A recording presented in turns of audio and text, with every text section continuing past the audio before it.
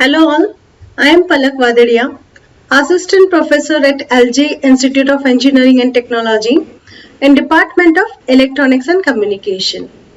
Today we will discuss the subject that is Python programming, and in Python programming we will discuss the topic that is type of operator from unit number 1, Introduction, Data Type and Operators. Before that, we will do the quick revision of some of the topic that already we learned during our live session. The first is, what is Python? As we all know that the Python is a general purpose high level programming language. Next, we have discussed some of the application that is related to Python. Those are the web application, then console application, IoT application, machine learning application, desktop application, etc. Then we have discussed some of the features that is related to Python. Those are easy to learn, easy to maintain, easy to read, portables, GUI programming, etc. And then we have discussed the standard data type, that is numbers, tuples, strings, list and definitely dictionaries. Now in today's session, we will discuss the type of operators. There are the 7 types of the operators. In that, first is arithmetic operators, then comparison operators, assignment operators, logical operators, bitwise operators, membership operators and identity operators. We will see one by one all in detail. So let's start with the arithmetic operators. The first is addition. It adds the values of either side of operator. That is 10 plus 20 or 20 plus 10 that give us the same answer. Now the subtraction, it subtract the right hand operand from the left hand operand. So here the 10 minus 20 or 20 minus 10 will not give us the same answer. In multiplication, it multiplies the value of either side of the operator. Then the division, it divides the left hand operand by the right hand operand. Then modulus, it divides the left hand operand by the right hand operand and returns the remainder. Exponent, it performs the exponential calculation on operators. Then floor division. See, a floor division simply discard the digit that is after the decimal point. That means, see, if I say 5 divided by 2, then the answer is what? It's a 2.5. But if I use 5 floor division 2, so here after decimal point, it simply discard the digit 5. So here the answer is what? It's a 2. I hope this concept is clear. Now we will see the arithmetic operator practically. That is, first we will see the addition, that is 10 plus 20. Answer is what? It's a 30. Then if we say 20 minus 10, answer is 10. Then if I write 10 minus 20, then definitely the answer is what? It's a minus 10. If I write 10 divided by 2, answer is what? It's a 5. Then if I write 2 divided by 5, then the answer is what? It's a 0.4. But when I use 2, then floor division 5. Then the answer is what? It's a 0. As we discussed, it simply discard the digit 4 because it's a after decimal point. Then for the exponent 2, then it's the exponent 2. Then the answer is what? It's a 4. 5 divided by 2. The answer is what? It's a 2.5. But if I use 5 modulus of 2, then it gives us the 1 because the remainder is what? It's a 1. Now next we will see the comparison operators. First is equal to equal to. If the values of two operands are equal, then condition become true. Next is not equal to. If the values of two operands are not equal, then condition become true. Then greater than. If the values of left operand is greater than the value of right operand, then the condition become true. Same applicable for the less than operand. Then greater than or equal to. That means either of one condition is satisfied, then our answer will become true. Then less than or equal to, same as the greater than or equal to. Either of one condition is satisfied, then our condition will become true. So as you see, after using the comparison operator, always it returns us the either true or false. Now we will discuss the comparison operator practically. First is if I write 2 equal to 2. Yes, answer is true. But I cannot write 2 equal to 3. It gives us the false. If I write 2 is not equal to 3. Yes, it's true. But if I write 2 is not equal to 2. Answer is what? It's a false. If I write 2 greater than 3. No. It's simply written with the false. But if I write 3 greater than 1. Yes, it's a true. Then if I write 4 is less than 1. No, it's not true. So it written with the false. But if I write 2 less than 30. Then answer is what? It's a true. If I write 4 greater than or equal to 1. So here if you observe, see one condition is satisfied, that is greater than condition. Yes, 4 is greater than 1, but 4 is not equal to 1. But when I use this operator, either one condition is satisfied, it returns the true.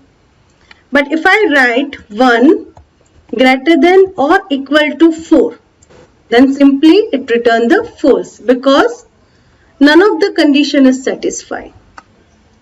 Now if I write 3 less than or equal to 1, it's false.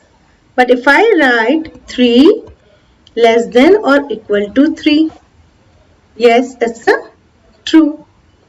So now I hope the comparison operator is clear.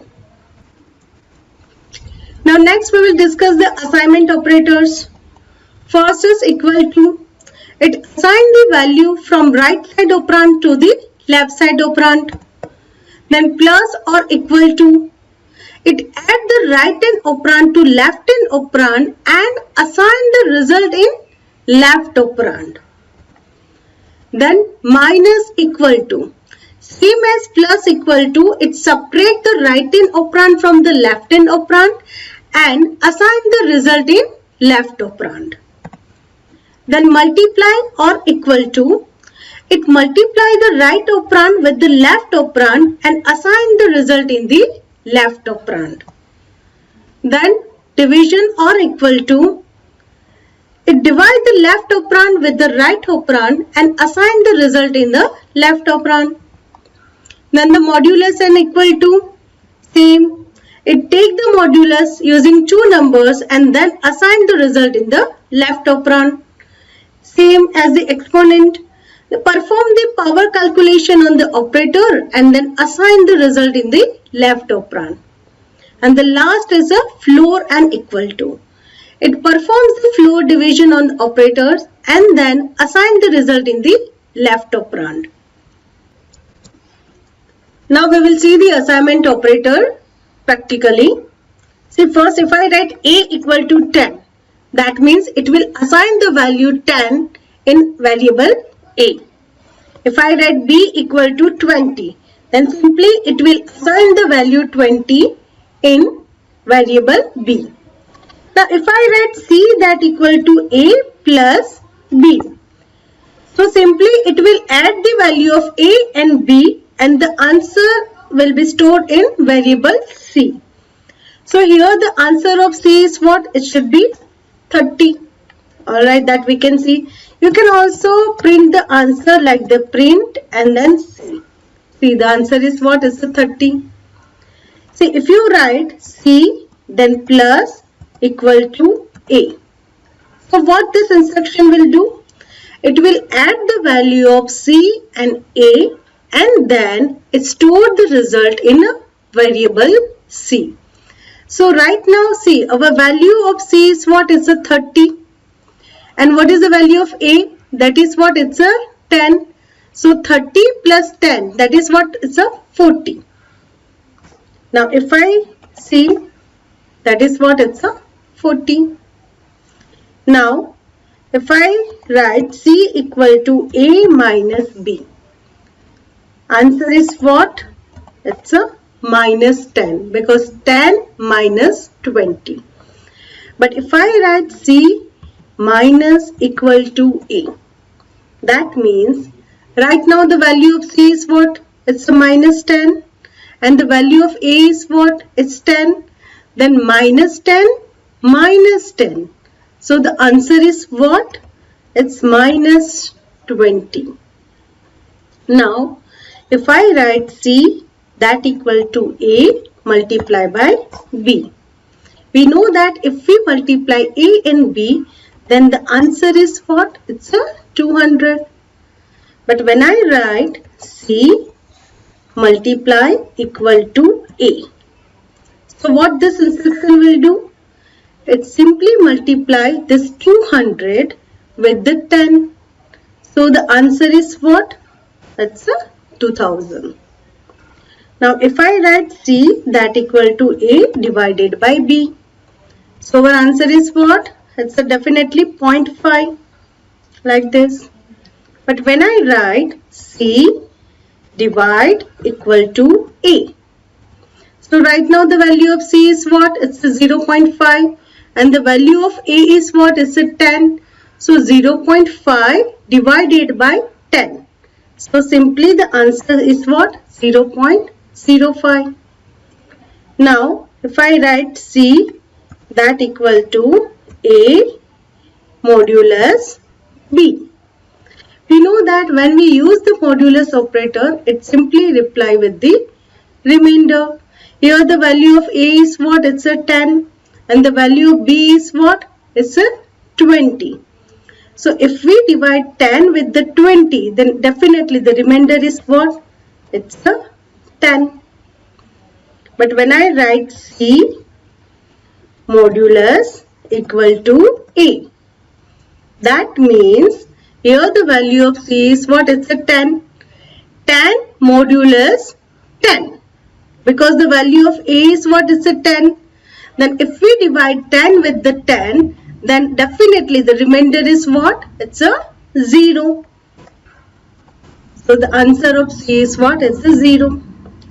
Now if I write C that equal to A floor division B, we know that when we use the floor division, it simply discards the digit after the decimal point.